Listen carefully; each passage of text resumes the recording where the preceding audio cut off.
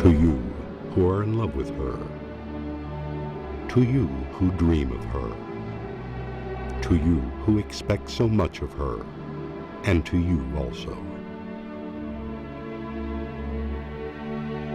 Let me tell you a story. I, the wind who have always blown through your lands.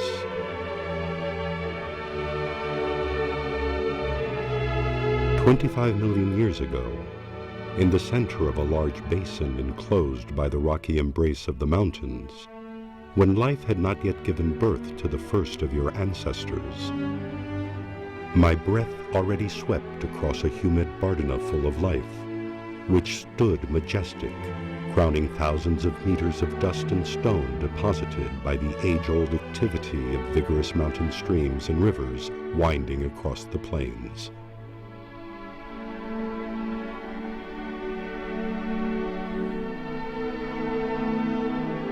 In this Bardena of distant limits, surprising to human eyes unable to traverse the distance of time, life flourished. Remote species of crocodiles, turtles, beavers, large herbivores, and tiny rodents found shelter in this land dominated by lakes of clear waters, shaded by the vegetation of the wetlands and the forest.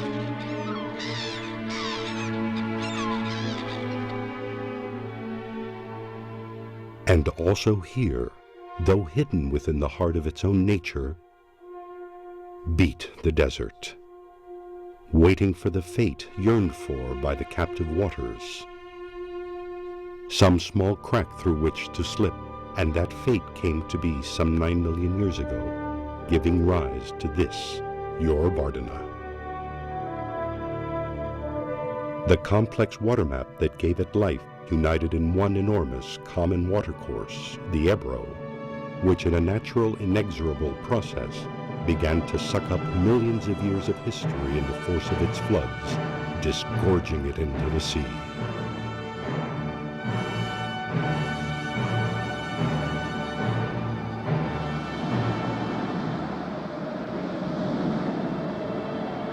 Time, water, and I, the wind, beating, shaping, creating.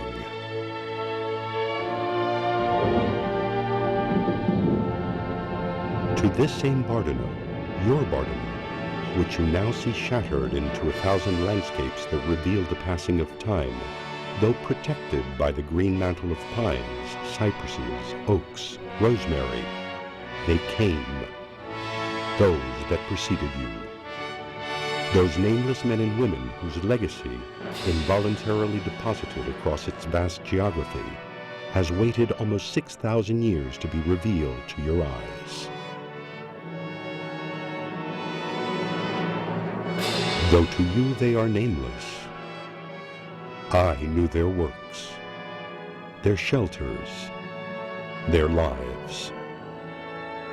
These ancient colonizers, the first shepherds of the Bardenas, forming small itinerant groups along the natural routes offered by this jagged map of stone, engaged in the arduous task of survival. The tangible testimonies of their existence are none other than the products of their hands, of their minds, and also of their souls. Fragments of hard rocks, which through necessity, experimentation, and wisdom gave birth to tools, decorations, weapons, rough clay vessels of non-existent profiles, and others, beautifully harnessed, which speak to us of distant routes along which not only objects, but also ideas traveled. And their souls too have bequeathed to you testimonies of earth and stone.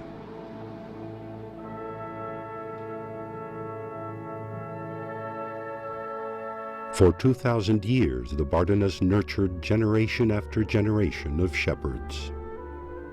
And for a further 1,000 years, in an ancient era, the Bronze Age, I saw their children and their children's children put down roots in this land. I saw them raise houses, streets, entire villages, standing atop impressive hills from where they exercised their power as hierarchical centers controlling the entire Bardena.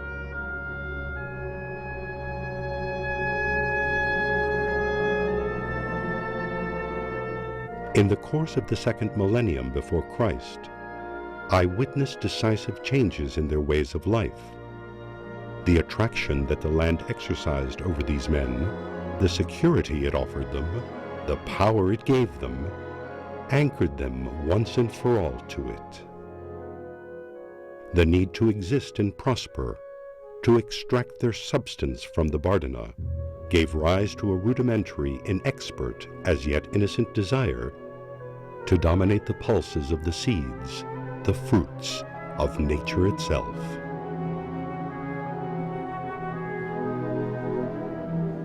Farmers and shepherds, but also hunters and gatherers, immersed in small humanized landscapes beyond the limits of which stretched thousands of hectares of virgin, mature, generous forest.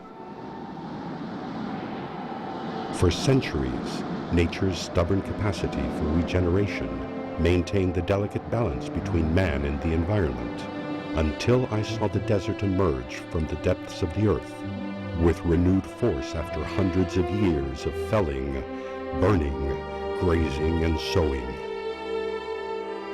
The exhaustion of the landscape ruled over by man became clear, initiating the inexorable process of abandonment of the weary lands of the interior of the Bardena to the benefit of the new horizons of prosperity that the fertile banks of the Ebro promised, though the pastoral soul of the inhabitants of the Bardena would always remain here, timidly, among the scrub and grass that fed their herds.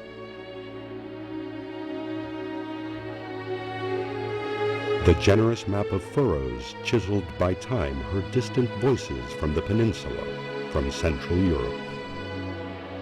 Voices that spoke of turning the mineral into iron, stone into lime, resin into fish, clay into vessels.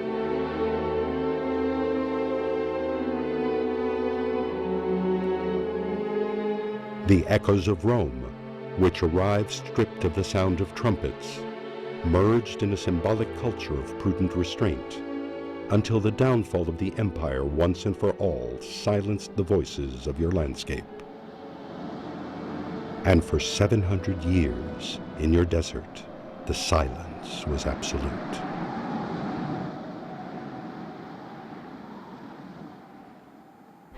Just a few centuries before your voices were heard. The rugged, bare, jagged Bardena was a land at the edge. The 13th century of our era covered the impregnable summits shaped by my fury with castles and walls, sturdy bastions to defend the borders of the emerging kingdom of Navarre. This desert, land of shepherds, was also a land of shelter, of traps, of legend.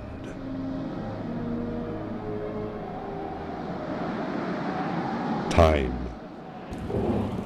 water, man, the north wind, beating, sweeping, shaping, changing. And you, children of this land, continue to tread its skin with your steps. Continue to shape its destiny with your hands. For beneath this rough mantle of the infinite crossed lines, life continues to pulsate.